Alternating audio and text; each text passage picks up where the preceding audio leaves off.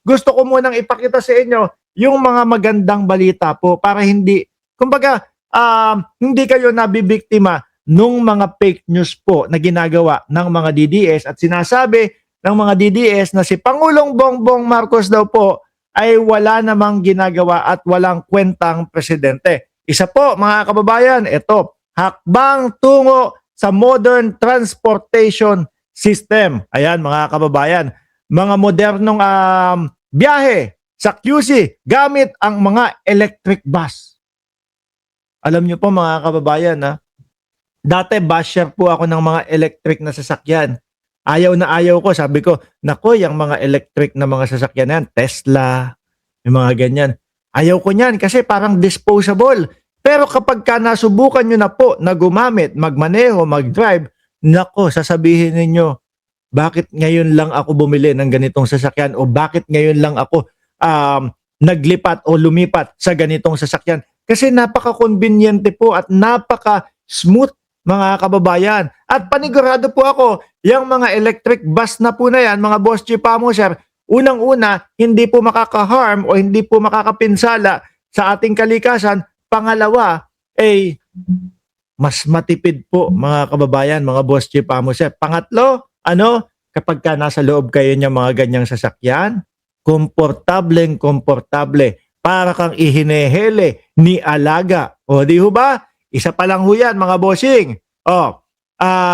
Sumunod, eto pa.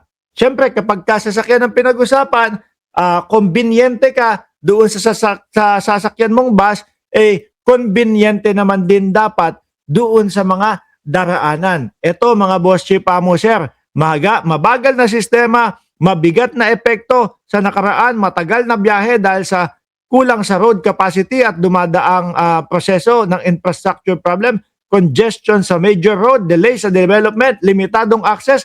Ano po ginawa ni Pangulong Bongbong Marcos at gobyerno ng Pilipinas?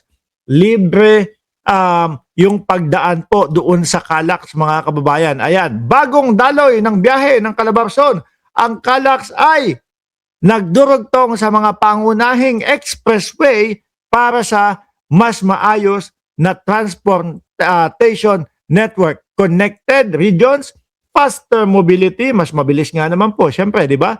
Kumbaga parang shortcut po yan. Eto pa, hindi dapat madagdagan ang hirap ng mamamayan. Pagka nasa Calax ka na, kapag papunta ka naman ng Bicol o Mayon, yung mga makikita mo, yung mga kapwa natin Pilipino na nahihirapan po dahil po doon sa Mayon Ashpol, mga kababayan, nandiyan po ang DSWD pagkilo. Sabi ni Klidster, CJ, Klidster, Joey Marquez yearn. Nasa ba si Joey Marquez?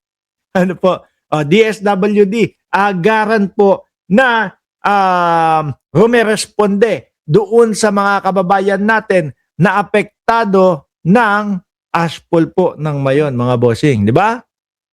Yan Kaya ko po inuumpisahan yung araw-araw na mga pagbablog po natin, mga Boss Chief Amoser, dahil alam naman po natin, laganap at marami yung mga DDS na mga puro fake news lang po ang ipinapakita. At laging sinasabi na ang gobyerno ni Pangulong Bongbong Marcos ay walang ginagawa. No?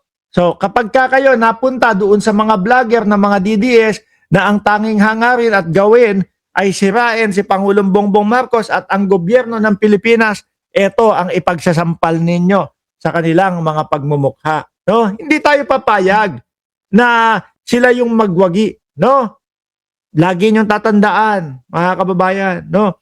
Kapag hinahatak natin pababa ang ating gobyerno, kasama din kayo sa pagbagsak niyan. Hindi lang ang gobyerno, hindi lang ang mga piling tao. Buong Pilipinas, bagsak po.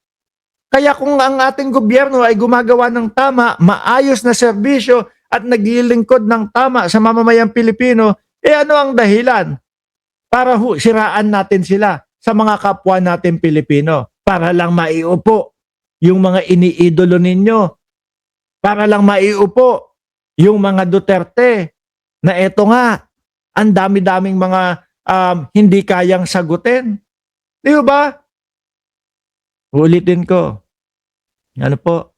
Yung paghila nyo, pababa sa gobyerno natin, ay paghatak yan pababa sa buong Pilipinas. Kaya wag niyong ipagmamalaki sa amin na kayo ay makabayan at kami ay puro suporta lang kay Pangulong Bongbong Marcos. Dahil ang nakikita naman namin talaga ay ang ating Pangulo ay tuloy-tuloy lang po sa magandang ginagawa at pagsaserbisyo sa bayang Pilipinas. Sabi ni Jonar Galera, good morning Boss Mark, pa-shoutout mga pro-BBM at pro-Makoy government o pro-government. Sabi ni Jonar Galera, ngayon ho mga kababayan, ito, utik na kayo mga DDS, pag hindi pa kayo nagising dito, ewan ko na lang sa inyo. Pakinggan ninyo yung vlogger ninyo ha. Pakinggan nyo yung mga vlogger ninyo. Stars kayo dito. Kung bakit nagngangawa at kung bakit sinisira si Pangulong Bongbong Marcos, ito po ang isa no sa pinakamagandang example na vlogger na DDS na kung bakit patuloy at laging sinisira si Pangulong Bongbong Marcos. No? Ito po yung si Bornek, mga kababayan, na ang pakita doon sa kanyang mga taga-subaybay, taga-follow, mga bossing, taga-nood, manyaman.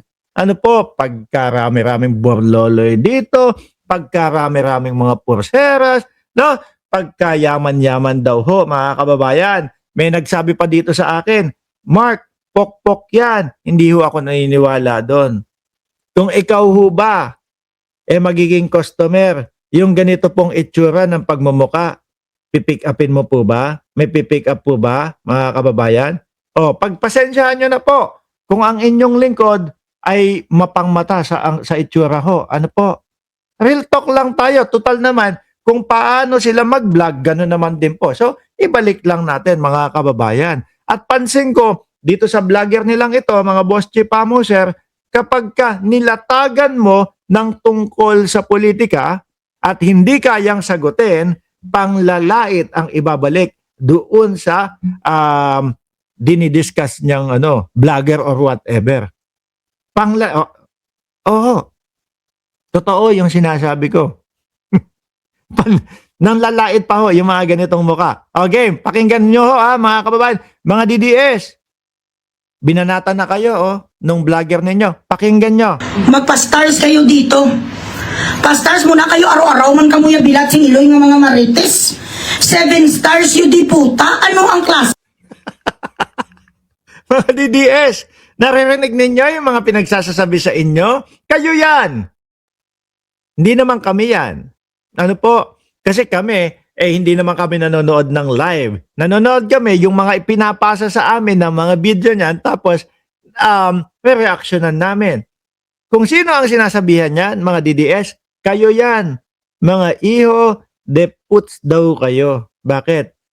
Kasi daw mga kababayan, biruin mo ang daming nanonood tapos 7 star lang daw po. No? Tayo walang pakialam, 195, 190, minsan 80 yung nanonood sa atin. Ganun mang 500, magsi 600, magsi 600,000 na tayo ha.